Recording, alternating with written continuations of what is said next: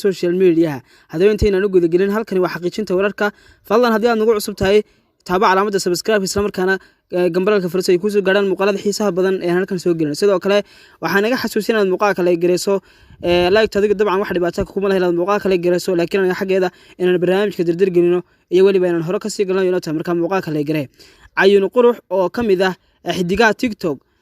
magaalada Muqdisho ayaa laga duubay muuqaalkan fadeexada waxaana muuqaalkan la soo galiyay barta Facebook waxayna ayuuni muuqaalkan u duubtay wiil uu kala dhaxeeyay xiriir jacayl kalsooni ay ku qabto darteed ay ugu dirtay muuqaalka balse isaguna si sarbeeb ah ayuu uga faafiyay baraha bulshada ayuuni ayaa imika ku jirta xaalad xun oo ilinta ayaa ka qubanaysa maadaama lagu ciyaaray sharafteedii run ahaantii ceeb ka weyn ma jirto in wiil Soomaaliyeed uu fadeexeeyo gabar walaashiisa